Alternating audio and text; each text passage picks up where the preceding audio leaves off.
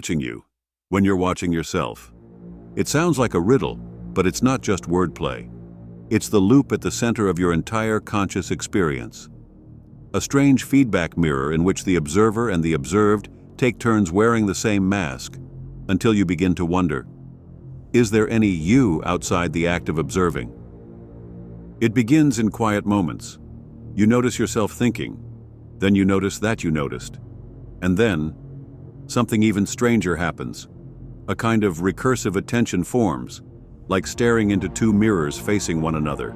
Infinite regress, infinite watchers, and yet only one you, or is there? This is the paradox we enter today. There is a self that does things, walks, speaks, eats, works, decides. But then there is also the part of you that watches yourself do them. It doesn't interfere directly. It doesn't speak loudly. But it's always there, quietly taking notes, commenting, judging, wondering, naming. You might hear it say things like, "Why did I say that? That wasn't very kind. What am I even doing right now?" And just like that, you're not fully in the moment anymore. You've stepped slightly out of it, to hover and watch the scene play out. This inner watcher, what is it exactly? Is it the real you? A higher you? A delusion? Philosophers, mystics, and psychologists alike have tried to name it. Freud might call it the superego. Descartes would call it the thinking self. In Eastern traditions, it's the witness consciousness. In internal family systems, it might resemble the observing self that holds compassion. Neuroscience describes it as metacognition, thinking about your own thinking. But none of these definitions fully capture what it feels like to actually live inside this loop. Because here's the thing, the observer is never separate from what it observes. Try it now. Notice the feeling in your left hand. Then notice that you noticed it. Then try to step even further back, to observe yourself observing your hand. Each layer feels more subtle, more slippery. And at some point, you can't tell whether you're the feeler or the knower of the feeling. You become both. And here lies the paradox. The self that watches is the self that is watched. So which is real? Is the doer just a puppet, animated by the observer? Or is the observer just a reflection in the glass, given life by the actions it pretends to stand apart from? Think about when you're trying to be authentic. You might ask, am I doing this because it's really me, or because I think I should?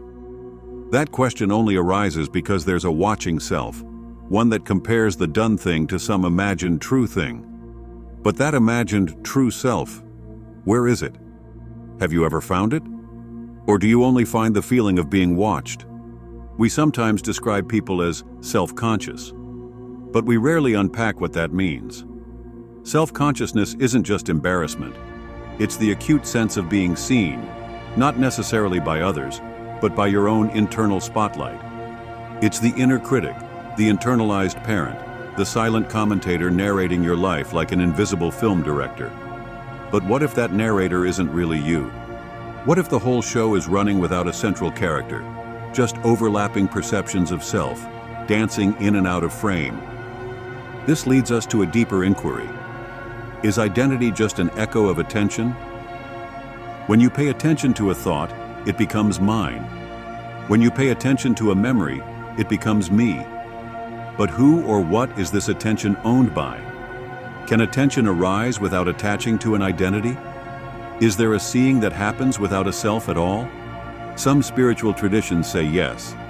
Zen, Advaita Vedanta, Dzogchen, all point toward a kind of pure seeing that exists without a seer. A seeing that does not require a someone to do it.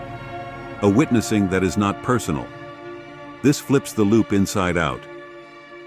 Instead of I am aware of myself, it becomes there is awareness, and the idea of me arises within it.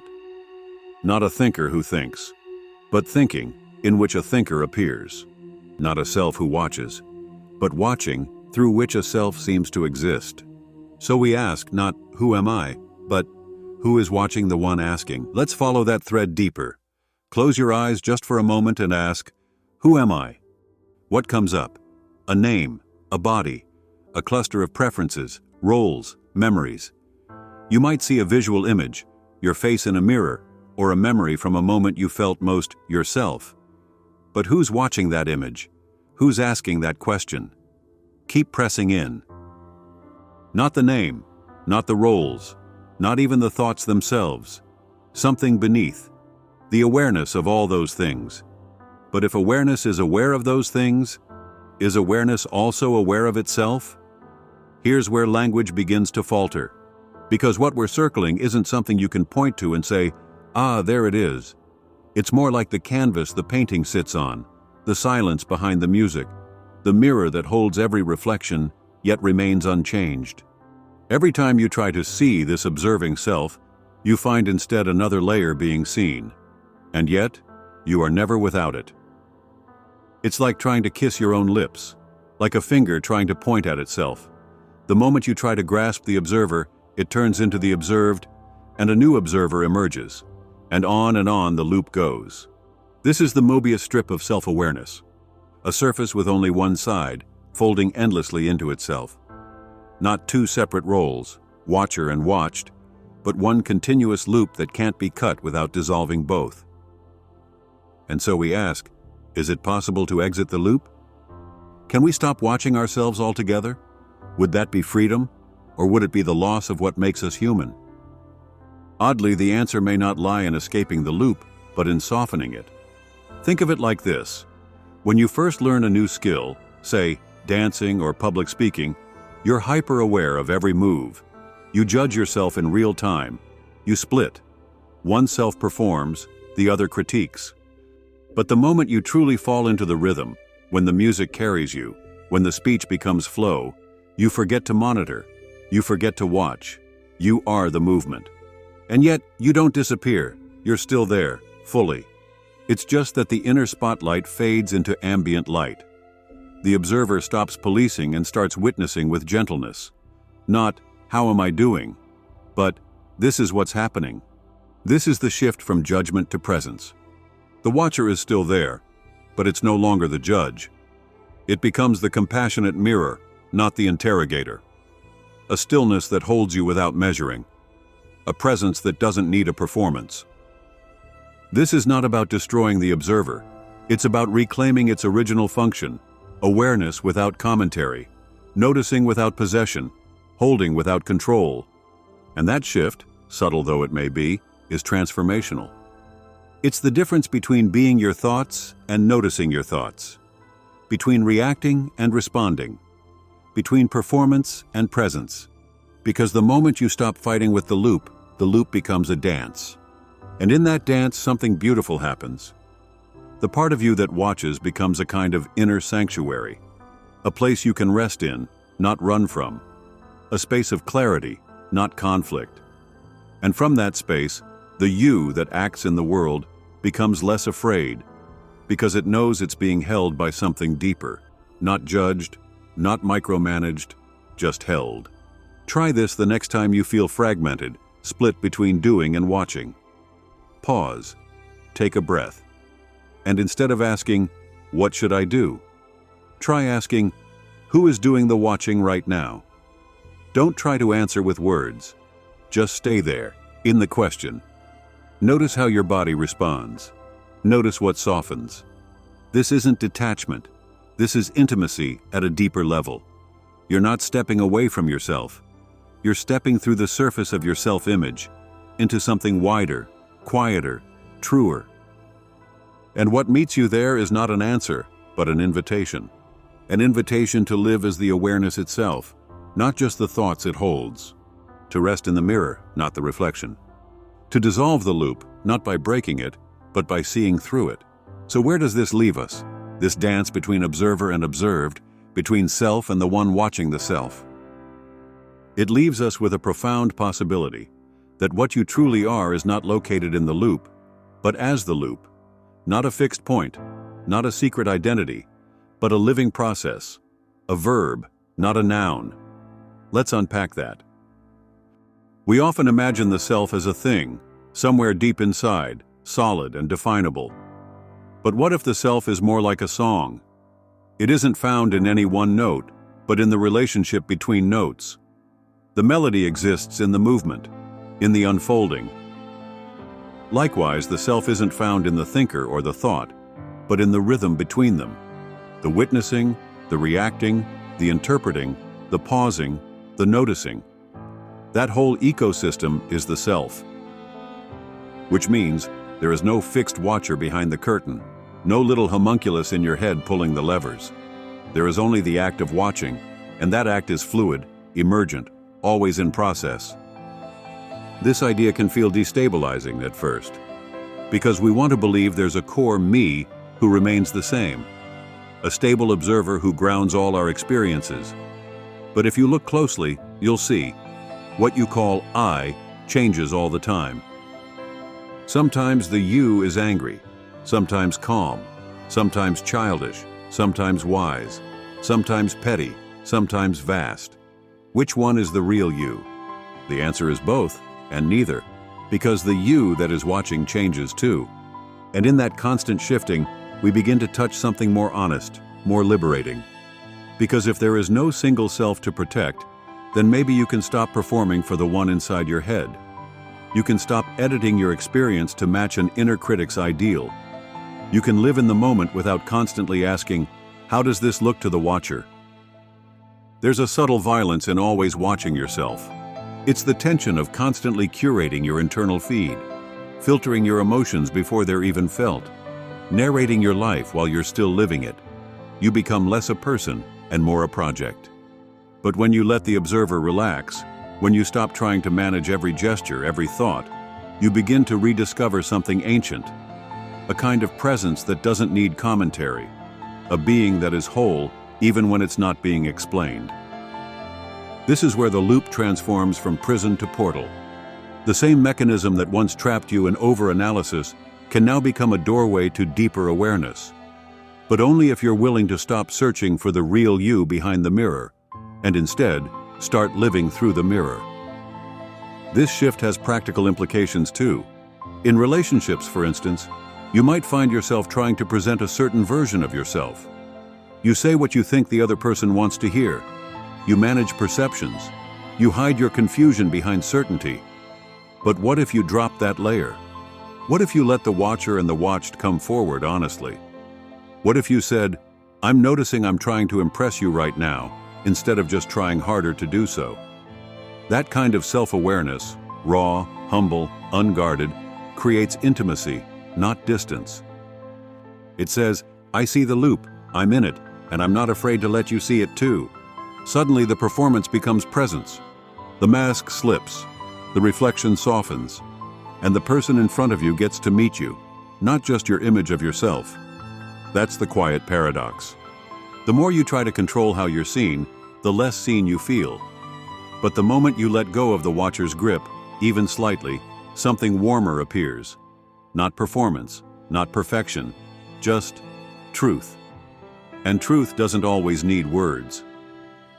It lives in the pause before a reply, in the eyes that don't flinch when yours wander, in the breath you share with someone who doesn't rush your silence. That truth emerges through the loop, not in spite of it.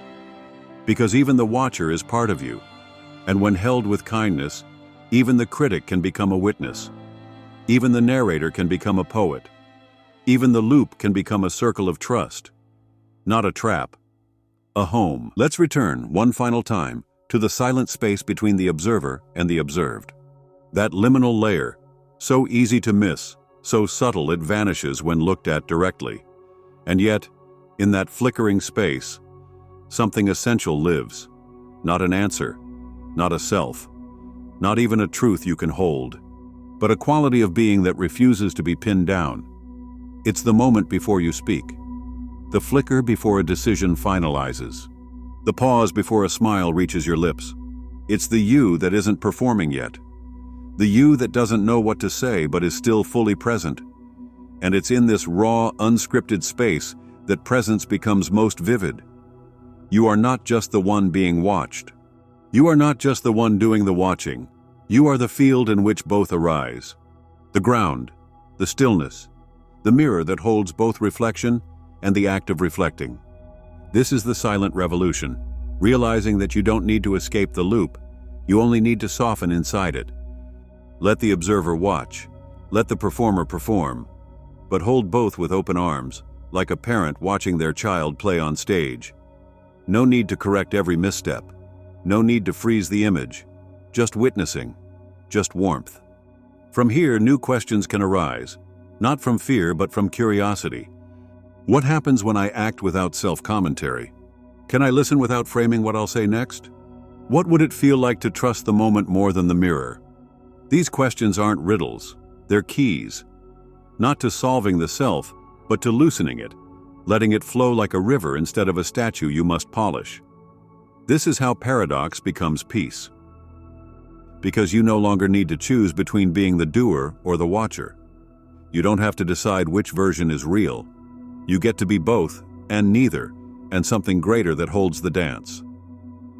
In the mystical traditions, this space is sometimes called the witness, the pure awareness, the sky mind. But you don't need a name to feel it. It's what remains when the chatter fades.